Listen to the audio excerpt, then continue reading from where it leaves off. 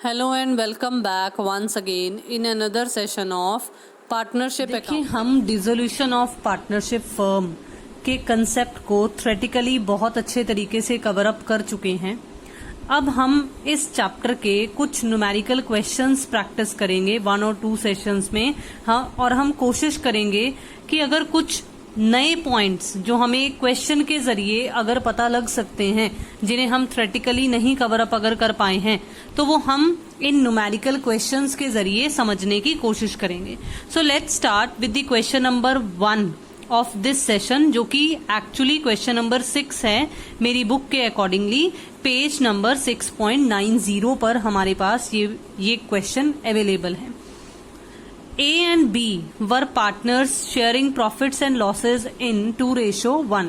आपको दो पार्टनर्स के बारे में बता रखा है, आपको उनकी प्रॉफिट शेयरिंग रेशियो बता रखी है, आपको उनकी बैलेंस शीट की इंफॉर्मेशन जो कि 31 मार्च 2018 को थी वो बता रखी है कि लायबिलिटीज साइड पर आपको क्रेडिटर्स, देन ए का लोन, और साथ में बहुत ही अच्छे तरीके से देखिए आपको लिखा हुआ है 12% पर एनम का आपको ये इंटरेस्ट रेट दिया हुआ है।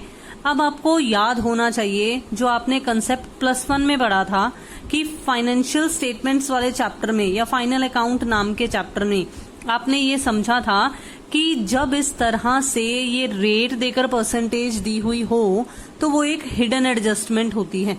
तो अब हम देखेंगे आगे फर्दर चलकर क्वेश्चन में कि इसकी क्या ट्रीटमेंट दी जाएगी।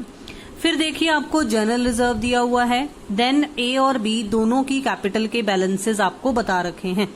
अगर मैं एसेट साइड पर बात करूं तो एसेट साइड पर हमें कैश एट बैंक, हमें डेटर्स, उनमें से प्रोविजन लेस की हुई है, देन हमें stock, investment, plant and machinery, B का लोन। अब देखो ए का लोन भी है और बी का लोन भी है। हमने जो लोन का कंसेप्ट पढ़ा था वो हमने पढ़ा था कि अगर किसी पार्टनर से लोन लिया हुआ है तो अब यहाँ पर हमारे पास क्या कंसेप्ट है कि पार्टनर ने लोन लिया हुआ है तो ये बिजनेस की एसेट साइड पर है, तो इसका क्या होगा। तो अब ये एक नई चीज हमें इस क्वेश्चन के जरिए सीखने को मिलेगी कि अगर एसेट साइड पर किसी पार्टनर का लोन दिया हुआ है तो उसका क्या करना चाहिए। अब देखिए एडिशनल इंफॉर्मेशन देखते हैं कि हमें क्या बता रखी है। पार्टनर्स ने डिसाइड किया कि वो अपनी फर्म को डिसोल्यूट कर देंगे अबव डेट, जो कि 31 मार्च 2018 थी। हमें एसेट्स एंड लायबिलिटीज कितने रियलाइज हुए हैं, मतलब कितने एसेट्स रियलाइज हुए हैं और लायबिलिटीज कैसे पे ऑफ की गई हैं, ये बता रखा है कि प्लांट एंड मशीनरी जो थी वो 60% बुक वैल्यू के हिसाब से ए ने टेक ओवर कर ली। इन्वेस्टमेंट्स को 120% के हिसाब से बी ने टेक ओवर कर लिया।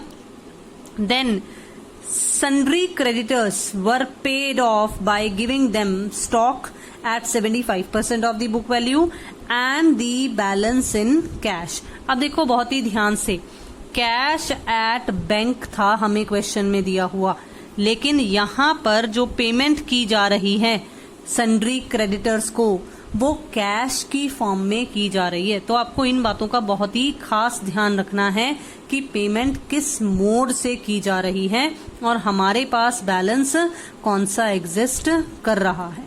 अगर हम आगे और देखें कि क्या एडिशनल इंफॉर्मेशन गिवन है तो नेक्स्ट पेज पर देखिए डेटर्स से रियलाइज हुआ है 20% less of the amount due from them, तो दैट मीन्स 20% हम काट कर फिर रिसीव कर लेंगे। अब देखो यहाँ क्या लिखा हुआ है, ए का लोन पे ऑफ कर दिया गया है with interest for 6 months. 6 months का इंटरेस्ट भी देना है और इंटरेस्ट का रेट आपको लायबिलिटी साइड पर साथ में ही लोन के दिया हुआ था। रियलाइजेशन एक्सपेंसेस आपको 1000 बताए हुए हैं और हमने क्या पढ़ा था एक्सपेंसेस के रिगार्डिंग। अगर हमें कोई और इन्फॉर्मेशन ना दी हुई हो तो माना ये जाता है कि ये फर्म ने ही पे किए हैं और फर्म ने ही इन्हें बियर करना था। अब हमने क्या क्या बनाना है, हमने रियलाइजेशन अकाउंट बनाना है, हमने ए और बी दोनों का लोन अकाउंट बनाना है, हमने पार्टनर्स की कैपिटल अकाउंट और लास्ट में बैंक अकाउंट बनाना है। मतलब जो अकाउंटिंग प्रोसीजर में हमने थ्योरेटिकली समझा था तो वो सब कुछ हमने यहाँ पर बनाना है। आप आंसर नोट कर लीजिए। एक हिंट भी आपको यहाँ दे रखा है, तो देखेंगे कि क्या वाकई में जो हिंट में दिया हुआ है बिल्कुल उसी तरीके से ये 60,000 जो है क्रेडिटर्स की पेमेंट वो किस तरह से निकाली जाएगी। सो लेट्स सी, देखते हैं कि इसका सॉल्यूशन क्या निकलेगा। देखो, सबसे पहले हम रियलाइजेशन अकाउंट के लिए लाइन अप करेंगे और बिल्कुल जैसे हमने थ्योरेटिकल पॉइंट ऑफ व्यू में समझा था, और एक क्वेश्चन हमने लास्ट सेशन में अटेम्प्ट भी कर देखा था। मुझे उम्मीद है कि आपने वो लास्ट सेशन जरूर देखा होगा, जरूर समझा होगा। Sundry debtors, stock, investments, plant and machinery, मतलब जितनी भी एसेट्स हमें एसेट साइड पर बैलेंस शीट में दी हुई थी जिन्हें बेचकर रियलाइज किया जा सकता है, हम उन्हें यहाँ पर रियलाइजेशन की डेबिट साइड पर ट्रांसफर कर देंगे उनकी बुक वैल्यू के हिसाब से। जैसे डेटर्स जो थे उन्हें उनकी बुक वैल्यू पर यहाँ ट्रांसफर किया जाएगा, और जो उनकी प्रोविजन हमें दी हुई थी उन्हें हम क्रेडिट साइड पर यहाँ पर by provision for doubtful debts लिखकर शो करेंगे। मतलब रियलाइजेशन की क्रेडिट साइड पर उसे शो किया जाएगा। बिल्कुल इसी तरीके से देखिए, सन्ड्री क्रेडिटर्स भी क्रेडिट साइड पर शो कर दिए जाएंगे।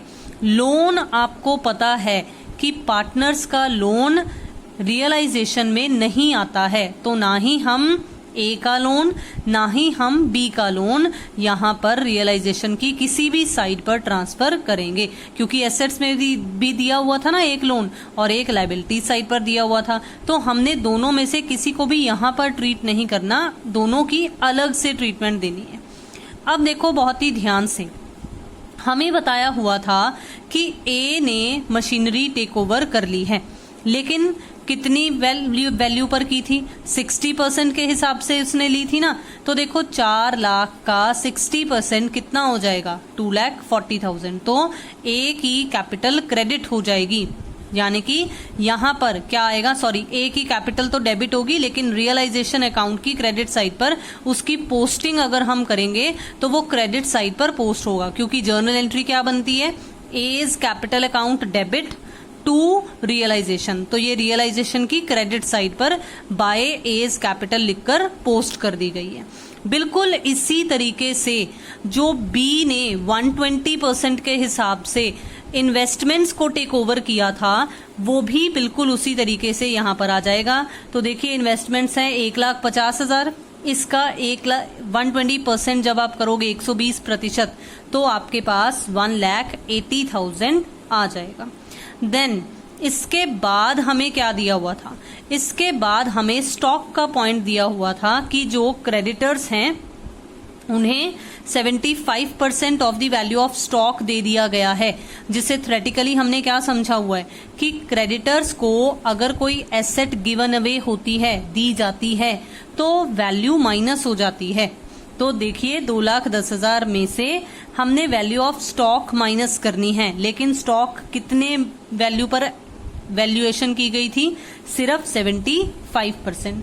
तो जब आप 2 लाख का 75% करोगे, 75% का मतलब होता है 3/4 करना, तो जब आप 2 लाख का 3/4 करोगे तो आपके पास कितना आ जाएगा? 1,50,000। वो जैसे भी आपको सही लगता है, चाहे आप 75% कर दो तब भी उतना ही आएगा, 1,50,000 ही। अब देखो माइनस करोगे तो जो हिंट में आपको दिया हुआ था क्रेडिटर्स की पेमेंट, बिल्कुल वही पेमेंट यहाँ पर आ गई है। अब एक चीज याद रखना, आपको यहाँ पर कैश की फॉर्म में कहा गया है पेमेंट करने के लिए, तो यहाँ पर realisation account debit to cash की फॉर्म में ये पेमेंट की जाएगी। अब माना ये जाएगा कि जो कैश एट बैंक पड़ा था उसमें से हमने पैसे निकलवाए हैं, फिर इनको पेमेंट की है। ठीक है, तो यहाँ पर टू बैंक नहीं, यहाँ पर टू कैश लिखा जाएगा 60,000। अब अगर हम बात करें आगे, तो आगे देखो हमें क्या दिया हुआ था? हमें दिया हुआ था कि हमारे पास ये बाय बैंक अकाउंट क्या था? ये हमारे पास 1,44,000 का। ये देखो पहले 3 पॉइंट्स हम कर चुके हैं, अब हम ये 4th पॉइंट कर रहे हैं, जिस पर हमें दिया हुआ है कि डेटर्स 20% कम अमाउंट पर हमने रियलाइज किए हैं। डेटर्स थे कितने? 1,80,000। 1,80,000 बुक वैल्यू के डेटर्स हमने रियलाइजेशन की डेबिट साइड पर ट्रांसफर किए थे। अब इस 1,80,000 का अगर आप 20% कैलकुलेट करोगे तो 18 2 36, तो ये 36,000 आ जाएगा। इसमें से ये माइनस हो जाएगा 20%, तो रेस्ट आपके पास 144,000 ही बचता है। तो ये जो 144,000 लिखा हुआ है यहाँ पर, ये कुछ और नहीं, ये डेटर्स से रियलाइज हुआ पैसा है। अब अगर हम बात करें तो हमें क्या दिया हुआ था? देखो, हमें दिया हुआ था ए का लोन, उसके बारे में एक पॉइंट लिखा हुआ था कि 6 मंथ्स का हमने इंटरेस्ट देना है। अब देखो बहुत ही ध्यान से, पार्टनर के लोन को हमने पे करना है, तो हमने क्या समझा था? हमने इस तरह से समझा था कि लोन अकाउंट तैयार करो, जो लोन का बैलेंस आपको दिया हुआ है, अगर वो लोन लाइबिलिटीज साइड वाला है तो इट्स ऑब्वियस कि उसका क्रेडिट बैलेंस होगा, तो हम उसे क्रेडिट साइड पर बाय बैलेंस ब्रॉट डाउन की फॉर्म में उतार लेंगे। उतार लिया। अब हमने क्या पढ़ा है थ्योरेटिकली कि हमने लोन को पे कर देना है सेपरेटली, तो देखो सेपरेटली पे कर दिया टू बैंक अकाउंट, तो इस अकाउंट में इंटरेस्ट का तो कोई लेना देना नहीं आया ना। इंटरेस्ट के लिए जो एंट्री होगी या इंटरेस्ट के लिए जो पेमेंट होगी वो किस तरह से होगी? जैसे हम बाकी रियलाइजेशन एक्सपेंसेस पे करते हैं, तो इंटरेस्ट ऑन लोन भी तो एक तरीके से रियलाइजेशन के टाइम पर होने वाला एक एक्सपेंस ही हो गया ना। तो जब हम रियलाइजेशन एक्सपेंसेस को यहाँ पर टू बैंक लिखकर पोस्ट करते हैं, तो बिल्कुल उसी तरीके से ही इंटरेस्ट ऑन एज लोन को भी टू बैंक लिखकर यहाँ पर पोस्ट कर दिया जाएगा, क्योंकि अब कोई प्रॉफिट एंड लॉस अकाउंट नाम की चीज नहीं बन रही है। नॉर्मली तो हमने यही पढ़ा है ना +1 में कि जितने भी नॉमिनल नेचर के हमारे एक्सपेंसेस होते हैं वो at the end of the year close किए जाते होते हैं, हम उन्हें ट्रेडिंग या प्रॉफिट एंड लॉस अकाउंट में ट्रांसफर कर देते हैं। लेकिन अब तो डिसोल्यूशन हो रहा है, तो अब तो ऐसा कोई खाता बन ही नहीं रहा। अब तो जो नॉमिनल नेचर का अकाउंट है वो डे 1 से हमने पढ़ा है रियलाइजेशन है। रियलाइजेशन नॉमिनल अकाउंट का नेचर का एक अकाउंट है, तो अब जो ये इंटरेस्ट की पेमेंट की जाएगी वो रियलाइजेशन के थ्रू की जाएगी, जिसकी जर्नल एंट्री होगी realisation account debit to bank account, जैसे हम नॉर्मली दूसरे एक्सपेंसेस पे ऑफ करते हैं, बिल्कुल उसी तरीके से। तो जो रियलाइजेशन के एक्सपेंसेस दिए हुए थे उन्हें भी टू बैंक लिखकर डेबिट साइड पर पोस्ट कर दिया जाएगा। जो इंटरेस्ट निकलेगा, अब इंटरेस्ट कितना निकलेगा?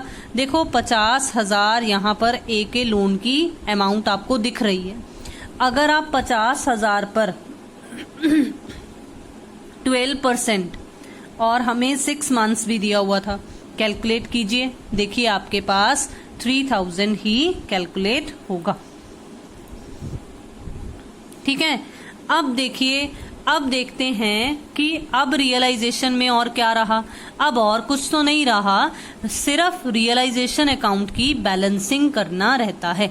तो जब आप बैलेंसिंग करोगे तो आपकी जो ये डेबिट साइड है वो ज्यादा आएगी, आपकी क्रेडिट साइड कम रहेगी, तो दैट मीन्स आपके पास लॉस ऑन रियलाइजेशन निकलेगा। अब लॉस ऑन रियलाइजेशन निकल आया तो आपको रेशो बता रखी थी स्टार्टिंग में, तो ए और बी दोनों में उनके रिस्पेक्टिव शेयर के अकॉर्डिंगली इस लॉस को बांट दिया जाएगा। तो मुझे उम्मीद है कि आपको रियलाइजेशन का अकाउंट भी समझ में आ गया और आपको ए का लोन अकाउंट भी समझ में आ गया। अब मुद्दे की बात है बी का लोन अकाउंट, क्योंकि हमें क्वेश्चन में ये भी तो कहा हुआ है बनाने के लिए कि भाई बी का लोन अकाउंट बनाओ। अब हमने ये थ्योरेटिकली तो ऐसा किया ही नहीं था कि अगर किसी पार्टनर ने लोन लिया हो, मतलब फर्म के पॉइंट ऑफ व्यू से ये एसेट है तो क्या होगा। देखो, जब ये लोन लाइबिलिटी था तो हमने क्रेडिट साइड पर बैलेंस उतारा था। अब जब ये लोन हमारी एसेट है तो हम इसका बैलेंस ट्रू बैलेंस बीडी में उतारेंगे। ठीक है, अब इसको क्या किया जाएगा? जब आपको किसी पार्टनर का लोन एसेट साइड पर दिया हुआ हो तो उसे पार्टनर की, उसी रिस्पेक्टिव पार्टनर की कैपिटल अकाउंट में ट्रांसफर कर दिया जाता है। तो देखो बी के लोन को बी की कैपिटल में शिफ्ट कर दिया गया है। तो वैसे लोन का डेबिट बैलेंस है, लेकिन अब हम क्या करेंगे, उसे क्रेडिट करेंगे। तो अगर इसे जर्नल एंट्री की फॉर्म में समझना हो तो जर्नल एंट्री बनेगी B's capital account debit to B's loan account. तो इसीलिए देखो बी के लोन अकाउंट की क्रेडिट साइड पर बाय बीज कैपिटल अकाउंट लिख दिया गया है और इस तरह से ये बी का लोन अकाउंट भी क्लोज हो जाएगा। अब बात करते हैं पार्टनर्स के कैपिटल अकाउंट की। अब देखिए हमें ए और बी दोनों की पार्टनर्स की कैपिटल अकाउंट के बैलेंसेस दिए हुए थे और कैपिटल का क्योंकि क्रेडिट बैलेंस है हमें लायबिलिटी साइड पर दिया हुआ था, तो हमने बाय बैलेंस ब्रॉट डाउन उतार लिया। उतारने के बाद लायबिलिटीज साइड पर ही हमें जनरल रिजर्व नाम का एक रिजर्व दिया हुआ था और आपको पता है कि इस तरह से अगर फ्री रिजर्व पड़ा हुआ हो तो उसे पार्टनर्स की प्रॉफिट शेयरिंग रेशो में बांट दिया करते हैं और प्रॉफिट शेयरिंग रेशो कितनी थी, 2:1। तो 90,000 को जब हम 2/3 और 1/3 करेंगे तो 60,000 ए का शेयर और 30,000 बी का शेयर निकल आएगा। ये होने के बाद अब हमने रियलाइजेशन अकाउंट के अकॉर्डिंगली जो यहाँ पर ए और बी के खाते में आना चाहिए था, जैसे जो उन्होंने एसेट्स टेक ओवर की थी वो, जो उनका रियलाइजेशन के लॉस का शेयर बनता था वो, प्लस जो हमने बी के लोन अकाउंट के थ्रू पता लगाया था कि वो बी की कैपिटल में जाना चाहिए, तो वो अमाउंट भी ये बी वाले कॉलम में आ जाएगी। याद रखना गलती से ये ए वाले में नहीं लिख देना है और ये नहीं सोचना कि यहाँ बी का नाम लिखा हुआ है तो यहाँ बी में ही कैसे आएगा। ये बी की कैपिटल अकाउंट है और यहाँ पर बी का लोन अकाउंट लिखा हुआ है। ठीक है, नॉर्मली हमने यही पढ़ा है ना लेजर्स में कि जिसका नाम हो उसी में नहीं आता होता, लेकिन ये दोनों अलग अलग अकाउंट्स हैं। ये कैपिटल अकाउंट है और ये लोन अकाउंट है। तो कुछ इस तरह से पार्टनर्स की कैपिटल अकाउंट में जो एडजस्टमेंट होनी चाहिए वो हम कर देंगे। करने के बाद हमने क्या सीखा है, फाइनल पेमेंट की जाती है पार्टनर्स को। तो देखो दोनों के इधर वाली साइड ही बैलेंसिंग फिगर्स निकल रही हैं, मतलब पेमेंट के पॉइंट ऑफ व्यू से ही बैलेंसिंग फिगर निकल रही है। तो 2 बैंक अकाउंट बैलेंसिंग फिगर लिखकर हम ए को 80,000 और बी को 10,000 की पेमेंट कर देंगे, जो कि बिल्कुल वही आंसर है जो आपको हिंट्स में दिखाए गए थे। अब अगर हम बात करें कैश एट बैंक अकाउंट की, फिर से देखिए इसमें हल्का सा बस एक पॉइंट आएगा जब हमने क्रेडिटर्स को कैश में पेमेंट की है, बस उसके पॉइंट ऑफ व्यू से। बाकी सब कुछ बहुत ही आसान है। आपको बैलेंस दिया हुआ था कैश एट बैंक का 60,000, तो आपने वो 2 बैलेंस ब्रॉट डाउन उतार लिया क्योंकि आपको डेबिट में एसेट साइड में दिया हुआ था, तो वो डेबिट बैलेंस था। आपको रियलाइजेशन की फॉर्म में सिर्फ डेटर्स को सेल कर 144,000 रुपीज मिले थे, ये मैं ऑलरेडी आपको समझा चुकी हूँ। तो ये यहाँ पर आया क्योंकि बाकी 2 एसेट्स जो थी, मतलब स्टॉक तो क्रेडिटर्स को एडजस्ट करने में निकल गया था, इन्वेस्टमेंट्स बी ने टेक ओवर कर ली थी, प्लांट एंड मशीनरी ए ने टेक ओवर कर ली थी, तो सिर्फ एक ये डेटर्स के पॉइंट ऑफ व्यू से रियलाइजेशन में पैसा रियलाइज हुआ था। ठीक है, तो ये यहाँ तक आ गया। अब अगर हम बात करें कैश एट बैंक की क्रेडिट साइड की, तो देखो यहाँ पर बाय रियलाइजेशन नहीं लिखना है, यहाँ पर बाय कैश लिखना है, क्योंकि for the payment to be made to the creditors cash withdraw किया गया है बैंक से, फिर क्रेडिटर्स को पेमेंट की गई है। तो दैट मीन्स हमने पहले कैश निकलवाया है और कैश को निकलवाने की जर्नल एंट्री क्या होती है, कैश निकलवाने की जर्नल एंट्री होती है cash account debit to bank account. ठीक है, फिर हमने पेमेंट की है realisation account debit to cash. तो इसीलिए रियलाइजेशन की डेबिट साइड पर क्रेडिटर्स को जो पेमेंट की गई थी उसके लिए मैंने टू कैश लिखा था और यहाँ पर मैंने बाय कैश लिखकर 60,000 रुपए निकलवाए हैं बैंक से, ताकि मैं क्रेडिटर्स को पेमेंट कर सकूं। ठीक है, बाकी ये एक्सपेंसेस और इंटरेस्ट को मैंने कंबाइंड यहाँ पर शो कर दिया बाय रियलाइजेशन, जिसमें इंटरेस्ट की अमाउंट भी आ गई है और साथ में वो 1000 रुपीज के रियलाइजेशन एक्सपेंसेस भी आ गए हैं। अब बात करें ए के लोन की, हमने बनाया था ए का लोन अकाउंट, तो ये 50,000 यहाँ आ गया ए के लोन अकाउंट की पेमेंट। देन ए की कैपिटल और बी की कैपिटल में जो फाइनल पेमेंट यहाँ हमने अभी अभी कैलकुलेट की थी 80 एंड 10, वो यहाँ पर पे ऑफ कर दी जाएगी और कुछ इस तरह से अर्थमेटिकल एक्यूरेसी चेक हो जाएगी और हमारा कैश एट बैंक डेबिट और क्रेडिट साइड दोनों एक दूसरे के बराबर आ जाएंगी।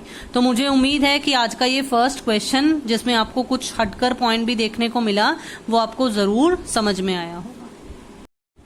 अभी आज के सेशन के लिए जो सेकंड क्वेश्चन मैंने सिलेक्ट किया है वो पेज नंबर 6.93 पर क्वेश्चन नंबर 10th का ए पार्ट है। तो पहले जल्दी से इसे रीड आउट कर लेते हैं। प्रीतम और नरेश आपको दो पार्टनर्स बता रखे हैं जिनकी बैलेंस शीट की इंफॉर्मेशन आपको क्या बता रखी है, कैपिटल अकाउंट्स है। मिसेस प्रीतम का लोन अकाउंट है और नरेश का लोन अकाउंट है, मतलब एक तो पार्टनर के खुद का है और एक पार्टनर की वाइफ का लोन आपको दिया हुआ है। फिर आपको क्रेडिटर्स बता रखे हैं और आउटस्टैंडिंग रेंट बता रखा है। एसेट साइड की अगर बात करें तो आपको कैश एट बैंक बता रखा है, आपको stock in trade, bills receivable, debtors और उनमें से उनकी प्रोविजन माइनस कर बता रखा है। Furniture, plant and machinery, goodwill और प्रीपेड इंश्योरेंस बता रखा है। देखो इस क्वेश्चन में मैं यहीं पर आपके साथ डिस्कस कर देती हूँ कि हमने रियलाइजेशन अकाउंट में क्या ट्रांसफर करना है और क्या नहीं। वैसे तो हम थ्योरेटिकली बहुत अच्छे तरीके से समझ चुके हैं। देखिए कैपिटल्स ट्रांसफर नहीं होती हैं। लोन अकाउंट्स में अगर हम बात करें तो ये नरेश का लोन नहीं आएगा, इसे सेपरेटली ट्रीट किया जाएगा क्योंकि ये पार्टनर का है। लेकिन मिसेस प्रीतम के लोन को हम रियलाइजेशन में ट्रांसफर करेंगे। देन क्रेडिटर्स और आउटस्टैंडिंग भी ट्रांसफर होंगे। यहाँ पर अगर मैं एसेट साइड की बात करूं तो कैश एट बैंक को छोड़कर बाकी सभी एसेट्स ट्रांसफर होंगी, लेकिन जो ये प्रोविजन आपको बता रखी है ये क्रेडिट साइड पर ट्रांसफर होगी। ठीक है, अब अगर हम आगे बात करें तो हमें आगे इन्फॉर्मेशन क्या बता रखी है कि एसेट्स जो हैं वो क्या रियलाइज किया है उन्होंने। स्टॉक 20,000 का बिका है, बिल्स रिसीवेबल 3800 के बिके हैं, then furniture 5100, plant and machinery 35,000, debtors से 10% कम रिसीव हुआ है बुक वैल्यू के कंपैरेटिवली। तो 10% 45 का करना है, इसका नहीं करना जैसे हम अभी तक करते आए हैं। देन सन्ड्री क्रेडिटर्स को ने 5% डिस्काउंट अलाउ किया है।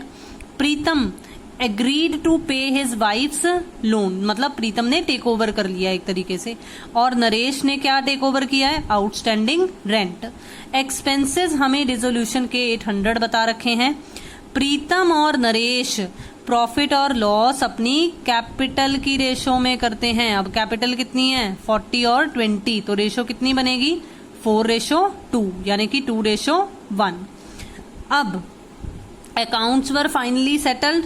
आपको journal prepare, journal, realisation account, capital accounts and bank account. आपको जर्नल भी पास करनी है, आपको realisation account, capital accounts and bank account. देखो मैंने जर्नल नहीं पास की है क्योंकि जर्नल एंट्रीज में बहुत अच्छे तरीके से समझा चुकी हूँ। मैं ओरली भी आपको साथ में रियलाइजेशन, कैपिटल अकाउंट और बैंक अकाउंट के जरिए समझाती जाऊंगी कि एंट्री कैसे बनी है। आप आंसर जरूर नोट कर लीजिए ताकि आपको समझ में आ जाए कि किस तरह से ये डिराइव किए गए हैं। Now solution. देखिए सबसे पहले हमने क्या सीखा था कि रियलाइजेशन अकाउंट बनता है और रियलाइजेशन अकाउंट को बनाने के लिए हम सबसे पहले एसेट्स को क्लोज करते हैं बुक वैल्यू से, उनकी वैल्यूज को रियलाइजेशन अकाउंट में ट्रांसफर कर। तो जर्नल एंट्री क्या बनेगी, realisation account debit to stock, to bills receivable, to debtors, to furniture, to plant and machinery, to goodwill and to prepaid insurance. तो सारे के सारे ये एसेट्स रियलाइजेशन की डेबिट साइड पर ट्रांसफर हो जाएंगे। ठीक है, अब अगर हम बात करें ये क्रेडिटर्स, लायबिलिटीज, मिसेस प्रीतम का लोन या आउटस्टैंडिंग रेंट, इन सब की, तो इनके लिए क्या ट्रीटमेंट आएगी, इनके लिए ट्रीटमेंट आएगी Mrs Pritam's loan account debit, creditors account debit, outstanding rent account debit, provision for bad and doubtful debts account debit to realisation. तो कुछ इस तरह से ये जो लाइबिलिटीज थी हमारी, इनके एक्चुअल अकाउंट्स क्लोज हो जाएंगे और ये रियलाइजेशन में ट्रांसफर हो जाएंगी। अब इनको ट्रांसफर होने के बाद हमने एसेट्स एडिशनल इंफॉर्मेशन की फॉर्म में समझा था ना कि जो एसेट्स हमें दिए हुए हैं, जितनी अमाउंट उनकी रियलाइज हुई है, उनके पॉइंट ऑफ व्यू से अब हमने जर्नल एंट्री पास करनी है। अब क्योंकि कैश या कुछ ऐसा नहीं लिखा हुआ, तो माना ये जाएगा कि बैंक के थ्रू ही ट्रांजैक्शन की गई है। और जर्नल एंट्री क्या बनेगी? जर्नल एंट्री बनेगी bank account debit to realisation. ये जो stock, BR, furniture, plant and machinery और डेटर्स लिखा गया है, ये सिर्फ आपको समझाने के लिए लिखा गया है। अब जर्नल एंट्री में इनका कोई भी रोल नहीं होगा, ये हम थ्योरेटिकली भी पहले समझ चुके हैं। अब इन सब का टोटल जो है वो बाहर आएगा, क्योंकि हमें एसेट्स को बेचकर 1,44,00 रुपीज रिसीव हुए हैं। ठीक है, अब अगर हम बात करें यहां पर बैंक, यानी कि हमने क्रेडिटर्स को पेमेंट की है ना डिस्काउंट पर, तो डिस्काउंट काट लिया 5% का, फिर उसके बाद हमने क्रेडिटर्स को पेमेंट कर दी। देन आपको दिया हुआ था कि प्रीतम ने अपनी वाइफ का लोन टेक ओवर कर लिया, तो realisation account debit to Pritam's capital account की ये उसने टेक ओवर कर लिया, जो अपनी वाइफ का लोन, जो कि यहाँ आपको 10,000 का दिया हुआ था, बिल्कुल वही अमाउंट से यहाँ पर भी आ जाएगा। नरेश ने आउटस्टैंडिंग एक्सपेंसेस को टेक ओवर किया था, तो यहाँ पर टू नरेश कैपिटल आ जाएगा। जैसे उसने अपनी वाइफ की कैपिटल अपनी वाइफ का लोन टेक ओवर किया था, तो उसके लिए यहाँ पर प्रीतम की कैपिटल डेबिट हो गई, डेबिट साइड पर आ गई। बिल्कुल उसी तरीके से यहाँ पर नरेश की कैपिटल अकाउंट डेबिट साइड पर पोस्ट हो जाएगी और जर्नल एंट्री फिर से वही बनेगी, लेकिन इस बार नरेश के पॉइंट ऑफ व्यू से, तो realisation account debit to Naresh capital account. हमें एक्सपेंसेस दिए हुए थे, तो उसके लिए realisation account debit to bank account, यानी कि रियलाइजेशन एक्सपेंसेस 800 यहाँ आ जाएंगे। अब ये करने के बाद याद रखना कि मैंने आपको क्या समझाया था कि अगर एसेट्स के बारे में, एसेट्स की रियलाइजेशन को लेकर अगर हमें ना बताया हुआ हो तो इग्नोर कर देना है। जैसे हमें इन सब एसेट्स के बारे में तो बता रखा था, लेकिन गुडविल और प्रीपेड इंश्योरेंस के बारे में हमें कुछ नहीं बता रखा, तो हम इग्नोर कर देंगे। हम ये मानेंगे कि ये एग्जिस्ट तो कर रही थी, लेकिन इनसे हमें कुछ पैसा रियलाइज नहीं हो पाया। लेकिन जो यहाँ लाइबिलिटीज दी हुई होती हैं, इन प्रोविजंस को छोड़कर बाकी जिनकी हमें बाहर वालों को पेमेंट करनी है, वो जरूर चेक करनी है कि उन सब की हमने ट्रीटमेंट कर दी या नहीं। प्रीतम की वाइफ का लोन प्रीतम ने ले लिया था, क्रेडिटर्स को हम पेमेंट कर चुके हैं, और आउटस्टैंडिंग रेंट नरेश ने ले लिया था, तो इन तीनों की ट्रीटमेंट हो चुकी है। तो अब हमारा रियलाइजेशन अकाउंट बनकर तैयार है। अब हमने क्या करना है? बैलेंसिंग करनी है। तो जब बैलेंसिंग की तो लॉस निकल कर आया, और ये कैपिटल रेशो कैसे आई है ये मैं ऑलरेडी आपको समझा चुकी हूं, और लॉस की डिवीजन कर दी जाएगी। अब लोन अकाउंट बनकर तैयार होगा, और इसमें कोई नया कंसेप्ट नहीं है, बिल्कुल सेम वही है कि क्रेडिट साइड पर बैलेंस उतारो और डेबिट साइड पर टू बैंक लिखकर पेमेंट कर दो। नेक्स्ट देखो, पार्टनर की कैपिटल अकाउंट बनकर तैयार होंगे, जिसमें प्रीतम और नरेश की कैपिटल का जो बैलेंस था हम उसे क्रेडिट साइड पर उतार लेंगे। फिर उसके बाद देखिए, जो दोनों ने टेक ओवर किया था, प्रीतम ने क्या टेक ओवर किया था? अपनी वाइफ का लोन। तो देखो वो रियलाइजेशन की डेबिट साइड पर आई थी ना ये दोनों चीजें। तो आपको मैंने क्या कहा है कि अगर एक अकाउंट की डेबिट साइड पर कुछ आता है तो दूसरे की क्रेडिट में आएगा। तो यहाँ पर क्या होगा? अब क्योंकि प्रीतम ने लाइबिलिटी टेक ओवर की है तो वो यहाँ पर आ जाएगी 10,000, और नरेश ने 500 के आउटस्टैंडिंग एक्सपेंसेस टेक ओवर किए थे तो वो यहाँ पर लिखे हुए आ गए बाय रियलाइजेशन, क्योंकि ये दोनों चीजें रियलाइजेशन की डेबिट साइड में आई थी। रियलाइजेशन की डेबिट में आई थी तो अब यहाँ इनकी कैपिटल की क्रेडिट साइड में आ जाएंगी। अर्लियर क्वेश्चन जो हमने किया है उसमें उन्होंने एसेट टेक ओवर की थी, वो क्रेडिट साइड पर आई थी रियलाइजेशन के, तो इसीलिए हमने कैपिटल में जब उन्हें पोस्ट किया था तो डेबिट में आए थे। ठीक है, अब अगर हम बात करें इसकी, तो ये रियलाइजेशन का लॉस है जो प्रीतम और नरेश में बांटा गया है। देन उसके बाद जब हम इनकी बैलेंसिंग करेंगे तो देखो दोनों की पेमेंट निकल रही है और प्रीतम की पॉइंट ऑफ व्यू से हमें 40200 पे करना है, नरेश के पॉइंट ऑफ व्यू से 15600। देन लास्ट हम बैंक अकाउंट बनाएंगे और इसमें कुछ भी अलग नहीं है, सब कुछ सेम वैसा ही है जैसा हमने ऑलरेडी समझा हुआ है कि बैलेंस हमें दिया हुआ है, हमने एसेट्स रियलाइज किए हैं तो लिख दीजिए।